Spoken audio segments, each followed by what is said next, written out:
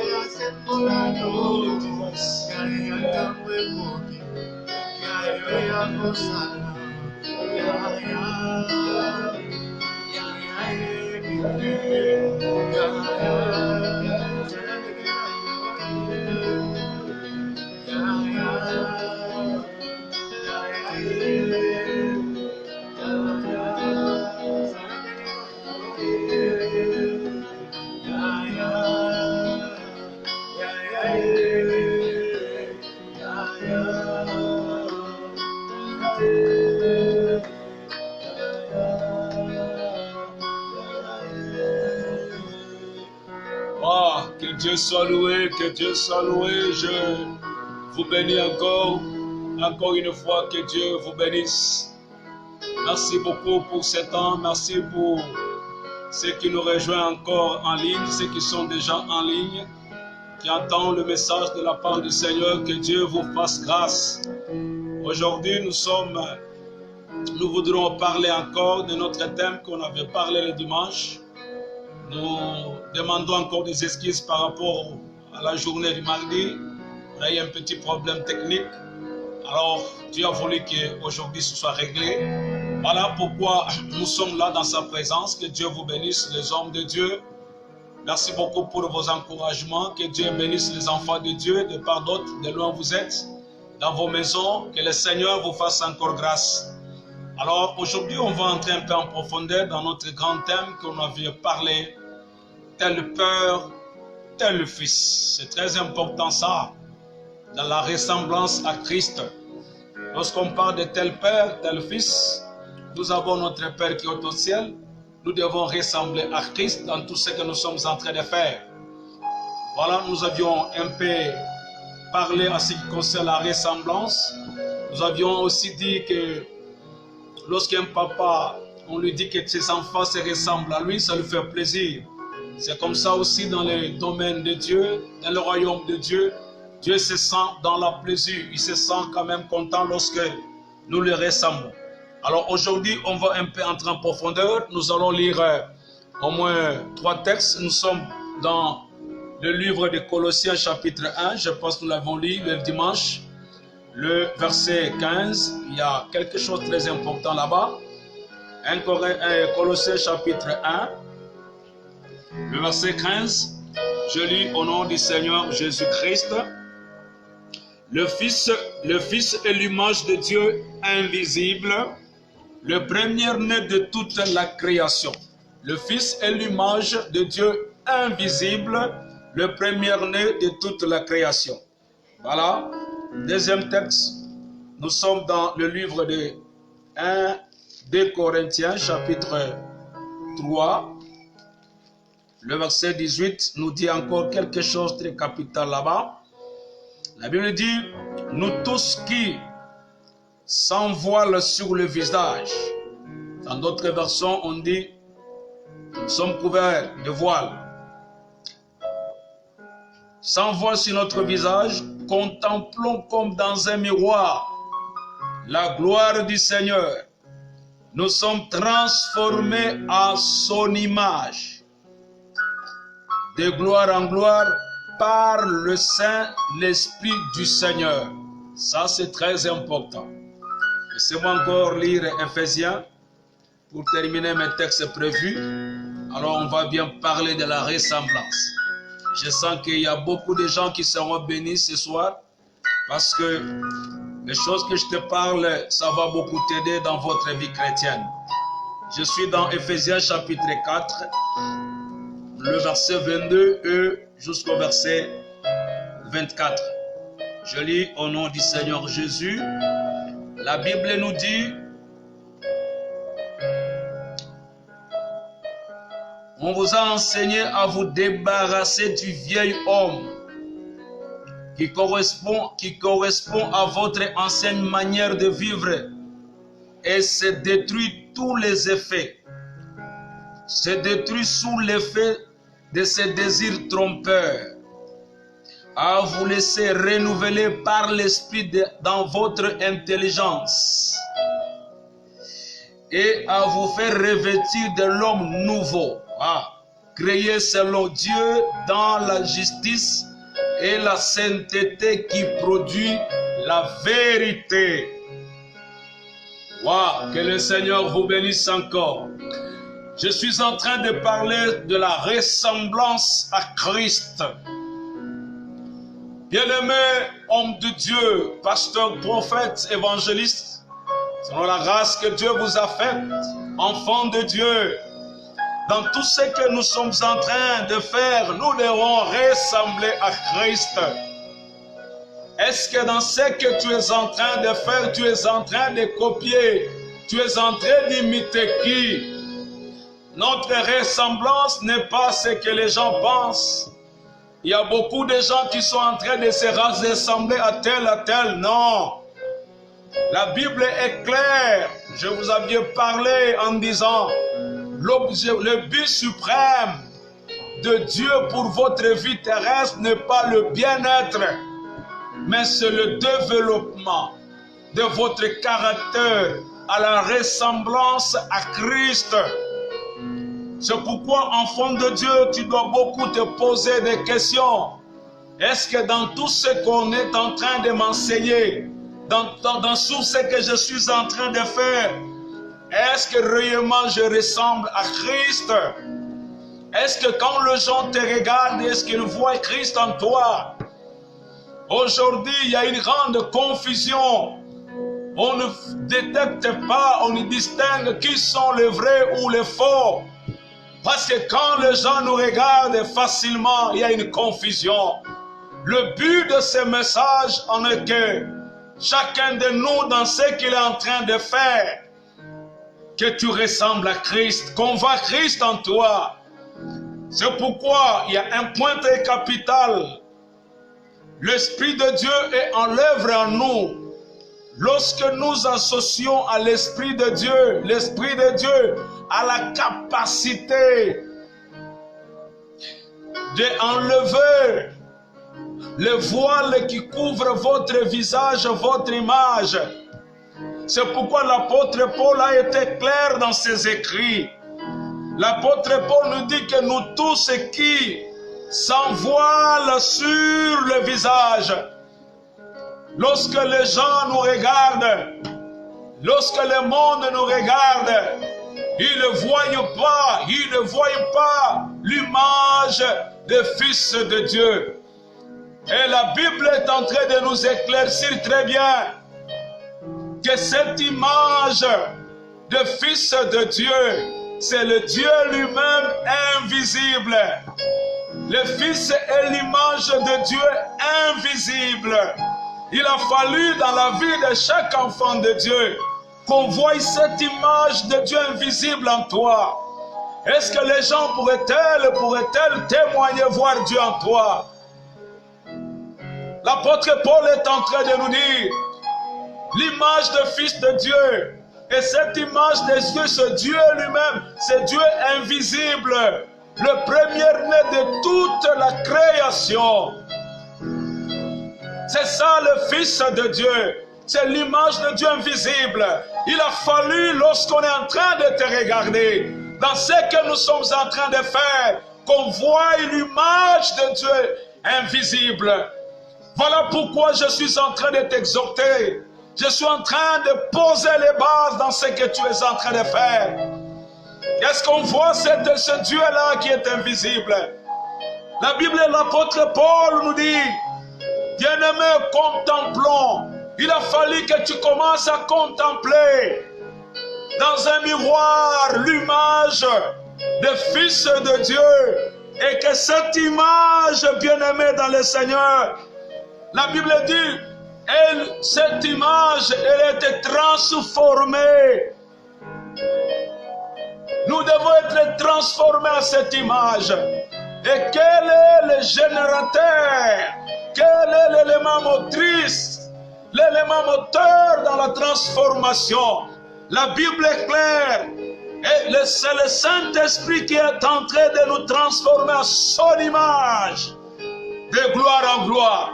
J'ose croire à travers ces messages. Le Seigneur va transformer l'image de quelqu'un. Votre visage sera transformé. Ça, ce n'est pas l'œuvre du prophète Moïse. Ce n'est pas l'œuvre de ton pasteur. Ce n'est pas l'œuvre de l'Église. C'est le Saint-Esprit qui a la capacité de transformer ton image à l'image de Dieu. Le souci de Dieu, en nous créant, en nous envoyant sur cette terre, c'est pour que nous puissions ressembler à son Fils, le premier-né de toute la création, Jésus-Christ de Nazareth. Bien-aimé, je suis en train de te dire encore ce soir, et ce processus de la transformation, c'est ce qu'on appelle la sanctification. Bien-aimés, vous ne pouvez pas ressembler à Christ par vos propres efforts. Vous ne pouvez pas ressembler à Christ par vos propres volontés, vos bonnes intentions ou bien décisions. Ne suffit pas. Ne suffit pas la transformation à l'image de Christ. Mais seul le Saint-Esprit a le pouvoir de faire ces changements. Aussi longtemps tu as associé l'œuvre du Saint-Esprit dans votre vie, le Saint-Esprit a le pouvoir de transformer votre visage à l'image de Dieu. Et cette image, c'est le Dieu invisible. C'est pourquoi dans Philippiens chapitre 2, le verset 13, la Bible dit, l'Esprit de Dieu qui crée en vous le vouloir et le faire, ça ne dépend pas de votre décision, ça ne dépend pas de votre volonté, de votre bonne décision, mais c'est le Saint-Esprit qui crée en nous le vouloir et le faire. Pendant que je suis en train de te parler, lorsque le Saint-Esprit fait le travail de la transformation, bien-aimés dans le Seigneur, il s'adresse à nous avec une voix douce. Il parle à ton cœur.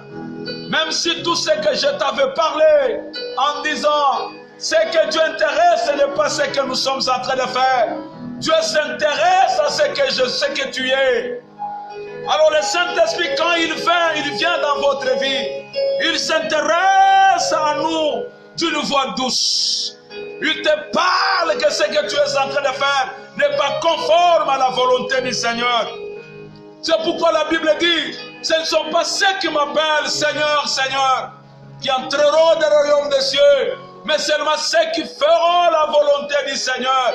Lorsque le Saint-Esprit transforme votre esprit, aussi longtemps que tu laisses l'œuvre du Saint-Esprit dans votre vie, a la capacité de transformer. Écoute bien, j'ouvre une parenthèse et j'aimerais t'aider ce soir à comprendre. La ressemblance à Christ n'est pas le résultat d'une imitation. Ce n'est pas le résultat d'une imitation. Comme je vais imiter tel, je serai comme tel. Non. Tu dois bien comprendre une chose. Lorsque je parle de la ressemblance, n'est pas un résultat d'une imitation, mais la ressemblance, bien-aimé, c'est le résultat d'une habitation. C'est le résultat d'une habitation. Qu'est-ce que cela veut dire? Nous laissons Christ vivre en nous. Lorsque Christ habite en toi, alors l'apôtre Paul dit dans 1 Colossiens chapitre 1 verset 17, il dit que Christ en nous, c'est l'espérance de la gloire. Je vis les gens en train d'imiter Christ, mais ils ne se ressemblent pas à Christ. C'est pourquoi même la Bible nous dit, ces jours-là, plusieurs diront, n'avons-nous pas chassé les démons à ton nom? N'avons-nous pas prophétisé en ton nom? N'avons-nous pas chanté à ton nom? Ils vous diront, je ne vous ai jamais connu. Oui, vous imitez ce que Jésus a fait, et cela n'est pas le résultat de la ressemblance. Or, la ressemblance est le résultat d'une habitation de Christ, bien-aimé. Lorsque Christ habite en toi, lorsque Christ va habiter en toi, tu dois les ressembler. On dira tel père, tel fils. Nous devons nous associer à l'œuvre de l'Esprit. Il manifeste sa puissance au moment. Le Saint-Esprit manifeste sa puissance. Au moment où nous faisons un pas de la foi. Quand Christ est en toi, lorsqu'il habite en toi, il manifeste sa puissance. Lorsque tu fais, quand tu fais un pas de la foi, alors Christ, le Saint-Esprit, il vient faire les exploits en toi. Il vient opérer un miracle en toi. Il vient opérer cette transformation. Si vous lisez Josué chapitre 3, le verset 13 à 17, vous allez comprendre que l'obéissance qui a permis à l'intervention de Dieu, qui a permis à la personne de Dieu d'intervenir dans la situation qu'avait Israël, comment il devait traverser le Jourdain. Mais la Bible dit qu'ils ont obéi à la voix de Dieu. Lorsque les pieds des sacrificateurs, ils ont foulé seulement la main, le Jourdain. La Bible dit que le Jourdain se scindant en deux parties. Et Israël a traversé le Jourdain à pied sec. Bien-aimé, lorsqu'il y a l'habitation de l'Esprit de Dieu, Christ habite en toi et que tu fais le pas, un pas de la foi par l'obéissance. L'obéissance va produire l'intervention de Dieu. Je prie mon Dieu à l'issue de ce message que tu laisses Christ habite en toi et que tu obéis à la voix du Saint-Esprit. Tu traverseras le Jourdain. Tout Jourdain qui t'attend de toi sera divisé. Il y aura un chemin. Et Dieu va frayer un chemin dans le Jourdain afin que tu entres dans votre terre promise. Bien-aimés dans le Seigneur veut que vous puissiez faire l'action, un acte de foi. Dieu veut que vous puissiez passer à l'action. Lorsque le Saint-Esprit est déjà habitant en toi, il ne faut pas jamais, n'attends pas que tu sens que c'est sûr maintenant. Je sens maintenant que l'Esprit de Dieu est là. Je sens maintenant que Dieu est là. Non! Avance! Fais ce que Dieu te dit à faire. Pourquoi je te dis ce soir? Il y a beaucoup de gens, ils attendent qu'ils se sentent sûrs que Dieu est avec moi. Non! Le Seigneur le veut. Dieu veut que vous passiez à l'action. Malgré vos faiblesses. Malgré ce que vous êtes bien-aimés. Fais ce qui est juste.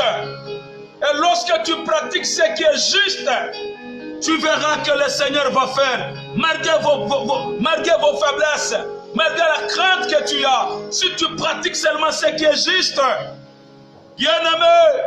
Même si vous vous sentez, je ne sens pas la présence du Seigneur, mais ce qui intéresse Dieu, ce n'est pas de sentir, mais ce qui intéresse Dieu, c'est l'habitation de son Fils en toi. Alors tu es en train de collaborer. Vous collaborez aussi avec le Saint-Esprit et vous connaîtrez ce développement. Lorsque tu collabores avec le Saint-Esprit et que Christ règne en toi, bien-aimé, le Saint-Esprit, il va transformer à l'image de Dieu de gloire en gloire. Tu verras la gloire de Dieu dans votre vie. Tu verras la gloire de Dieu dans votre ministère. Pourquoi? Parce que tu as été obéissant à la voix de Dieu. Tu as laissé Christ habiter en toi. Bien-aimé dans le Seigneur, je vais te parler de 3 étapes. Il y a 3 étapes pour ressembler à Christ, pour devenir comme Christ. Et ces 3 étapes, je les ai lues dans les Écritures que je viens de lire. Tu peux me poser des questions. Comment pourrais-je devenir comme Christ? Comment je peux ressembler à mon Père? La première étape, la Bible a été claire. Nous devrons, dans Ephésiens chapitre 4, le verset 22, l'apôtre Paul est en train de nous dire, première étape, tu dois abandonner le mauvais comportement. C'est ce qu'Éphésiens est en train de nous parler dans Ephésiens chapitre 4. Bien-aimé, venir à l'église, prier, parler en langue, c'est une bonne chose. Mais ce qui intéresse Dieu, ce qui est très important, tu dois abandonner de mauvais comportements. Lorsque quelqu'un prend la décision d'abandonner les mauvais comportements, c'est alors il va se rassembler à Christ. Comment on peut voir la distinction? Il n'y a plus encore la différence aujourd'hui dans le monde des chrétiens. Or la Bible dit, je mettrai la différence entre ceux qui me servent et ceux qui ne me servent pas.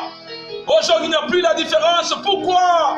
Parce que les soi-disant serviteurs de Dieu, les soi-disant apôtres, prophètes, enfants de Dieu, ils ont Christ de leur bouche. Mais quand vous regardez leur comportement, c'est bizarre, c'est compliqué. Je sais qu'un message comme ça, c'est difficile d'avaler. Mais j'ose croire que le Saint-Esprit va faire quelque chose. La Bible est en train de dire dans Galates chapitre 4, le verset 22. J'aime beaucoup ça. On vous a enseigné à vous débarrasser du vieil homme qui correspond à votre ancienne manière de vivre et de détruire les effets de ces désirs trompeurs. Écoutez-moi, je suis en train de t'enseigner ce soir à te débarrasser de ce vieil homme. Comment est-il appelé chrétien? Comment peut-il t'appeler enfant de Dieu? Tu es en train toujours à vivre avec ces mauvais comportements. L'apôtre Paul dit, on vous a enseigné à vous débarrasser.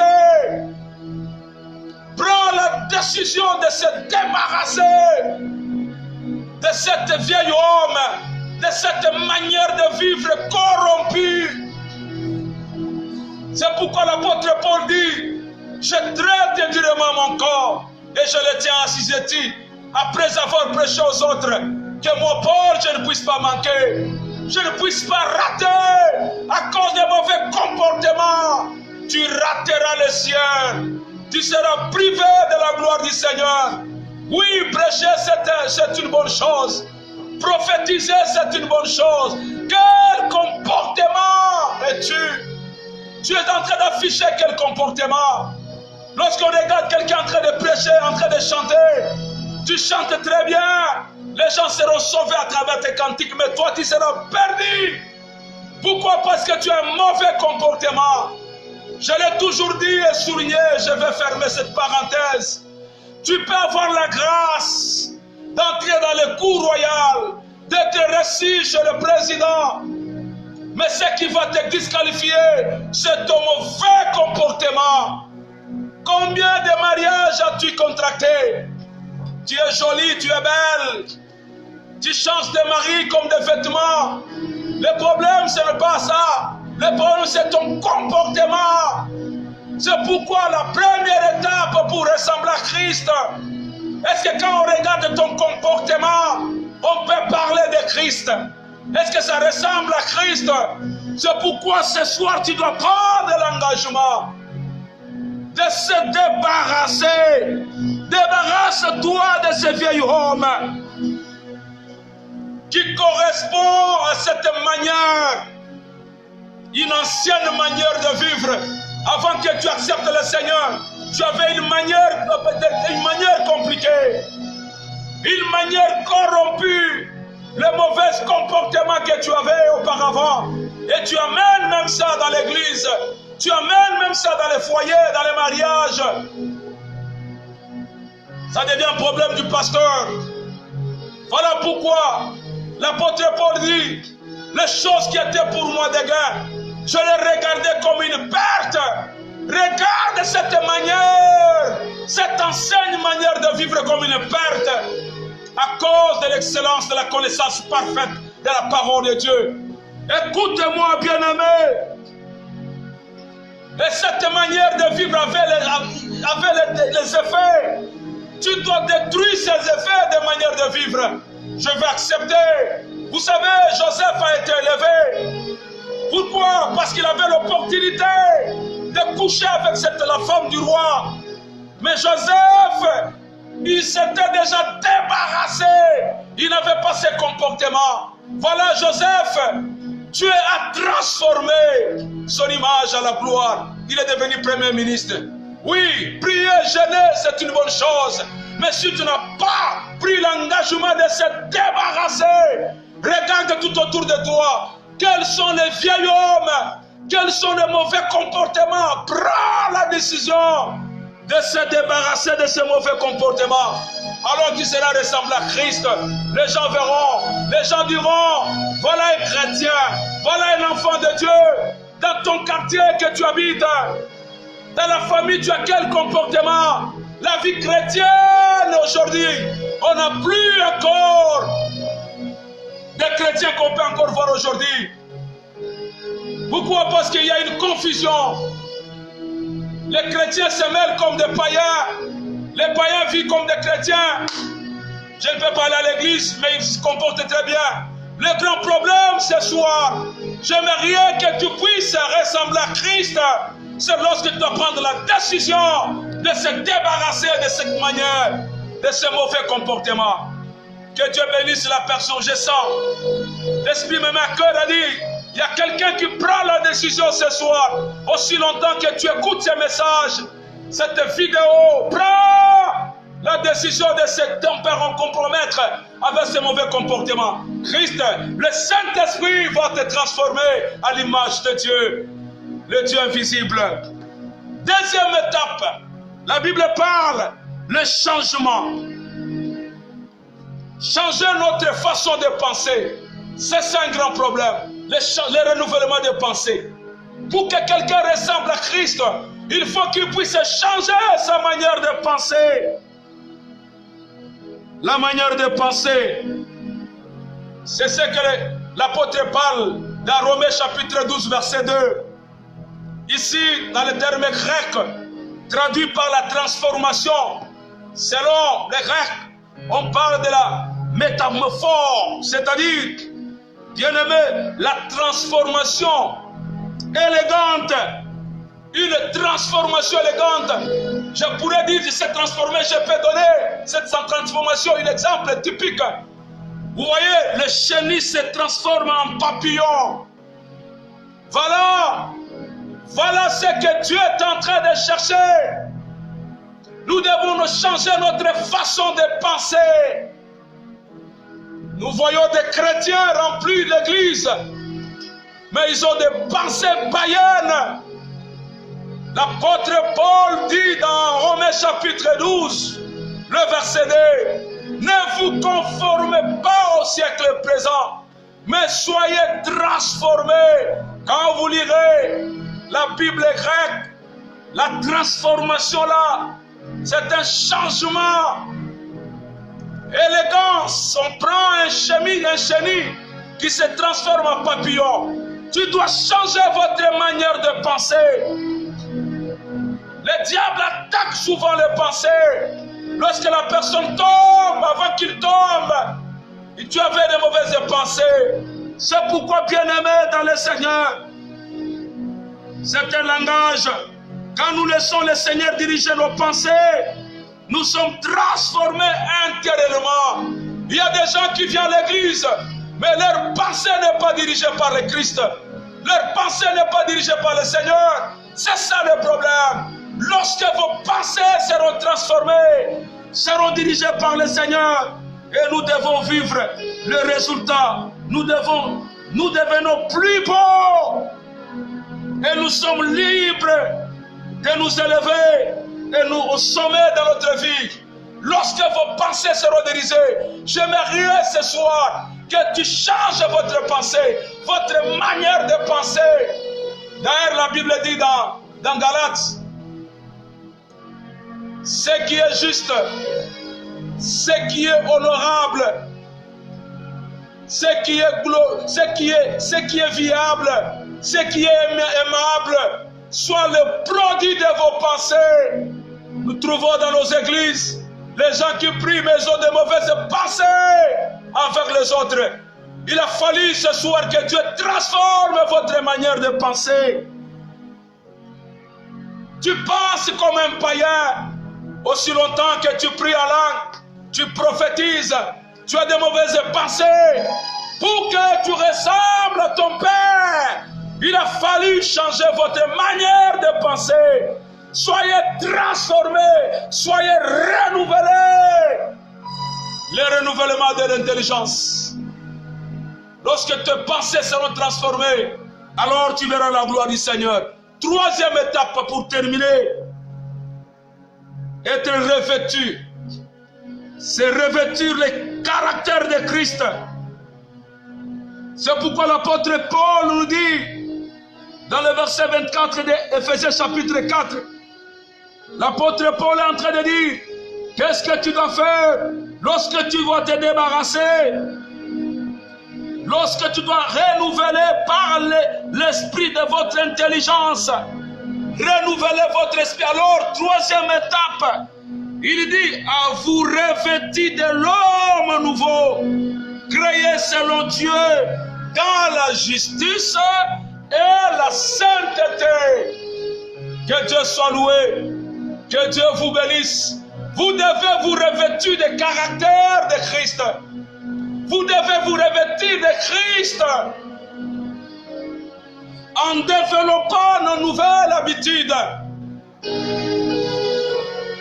Que vos habitudes soient développées. Bien-aimés dans le Seigneur, nos habitudes de piété doivent être développées. Car nos habitudes font partie de notre caractère. Nos habitudes font partie de notre caractère. Nous sommes appelés à développer nos habitudes. Parce que ça fait partie de notre caractère. C'est pourquoi, bien-aimé dans le Seigneur, je suis en train de te dire, tu dois te revêtir du caractère de Christ. Lorsqu'on vous regarde parmi les païens, qu'on voit que Christ, nos habitudes ressemblent à Christ, c'est en ce moment-là, on peut parler que tu es chrétien. Tu parles la langue, tu chantes très bien. Tu as quelle habitude as-tu? Est-ce que tes habitudes ressemblent à Christ? C'est ça la grande question qu'il faut se poser. Ça fait longtemps que tu es resté dans les choses de Dieu. Tu ne développes pas tes habitudes. Tes habitudes font partie de votre caractère. C'est pourquoi la Bible dit que tu dois te revêtir de l'homme nouveau. L'homme transformé. L'homme qui est né de nouveau. C'est que l'apôtre Paul dit. Les choses qui étaient pour moi des gains. Quand l'homme est devenu nouveau, je l'ai regardé comme une perte. Bien-aimé, ça fait longtemps que tu es dans les choses de Dieu. Tu commences à prêcher comme je prêche. Mais tes habitudes ne témoignent pas que tu es né de nouveau. Tu dois changer votre manière, votre habitude. Tu dois te revêtir du caractère de Christ. Jésus avait quel caractère? Et je t'en parlerai. Il y a trois choses qui font transformer nos caractères. Il y a la parole de Dieu. C'est l'élément moteur qui transforme notre caractère. Il y a aussi le peuple de Dieu. Ils sont là à côté de toi pour te transformer. Il y a aussi les circonstances, les épreuves. Voilà les trois éléments qui aident à transformer notre caractère à la ressemblance de Christ. Voilà ma soeur, mon frère. Homme de Dieu, pasteur, que Dieu vous bénisse. Toi qui prends la décision. Voilà les trois éléments que tu dois retenir qui vont t'aider à ressembler à Christ. Et lorsque tu dois appliquer ces choses, les gens vont témoigner. La puissance de Dieu va opérer sur toi. Et les gens vont dire, est-ce que c'est lui, c'est une autre personne? Pourquoi? Parce qu'il y a l'habitation de Christ en toi. Il y a l'obéissance à toi. Il y a la transformation de tes pensées, de comportements. Et tu as revêtu de l'homme nouveau. Laissez Jésus diriger votre vie. C'est pourquoi David dit, l'Éternel est mon berger, je ne manquerai de rien. Il me dirige vers les heures pâturages. Lorsque Dieu dirige votre esprit, lorsqu'il dirige votre vie, il va te conduire vers votre bénédiction. Que le Seigneur vous bénisse. Voilà ce que Dieu m'a mis à cœur pour partager avec toi. Toi qui as pris la décision ce soir, que Dieu, à qui je sers avec fidélité, t'accompagne maintenant ce soir à travers cette prière. Et tu verras que lorsqu'on te regarde, on voit Christ en toi. Parce que l'apôtre Paul dit, Christ en nous, c'est l'espérance de la gloire. Et cette gloire, c'est l'habitation. Ce n'est pas une simple déclaration. Quand Jésus a dit, moi, je demeurerai en toi, je souperai avec toi. Quand cette habitation est là, le résultat, c'est la transformation à l'image de Christ, qui est le Dieu invisible. Que Dieu vous bénisse. Merci pour ce moment. Que le Seigneur te fasse grâce. J'aimerais prier pour toi dans quelques minutes. Et cette prière va t'aider. Que le Saint-Esprit fasse son travail dans votre ministère, dans votre vie, à la ressemblance de Christ, tel Père, tel Fils. Seigneur, merci. Sous l'onction qui est sur moi, par la décision que l'homme de Dieu a prise, prophète, pasteur, évangéliste, docteur, enfant de Dieu, que l'onction du Saint-Esprit te saisit là.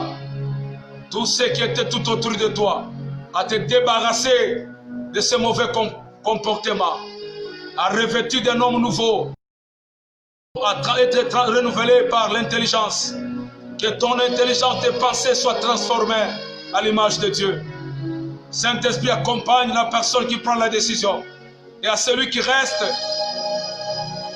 que la parole de Dieu, que le peuple de Dieu et les circonstances puissent transformer leur caractère, leur comportement. Sous l'onction du Saint-Esprit, que Dieu vous fasse grâce. Recevez la grâce et que le Saint-Esprit transforme votre visage à l'image de Dieu. Au nom du Seigneur Jésus. Amen. Que le Seigneur vous bénisse. Rendez-vous dimanche à 11h sur notre antenne Colonne TV. C'est la voix de votre humble serviteur, le prophète Moïse. Il y a un numéro qui est affiché là-bas. À tout moment, appelez-nous. On va t'orienter dans ces enseignements à expérimenter la gloire de Dieu. Que Dieu vous bénisse. Merci beaucoup.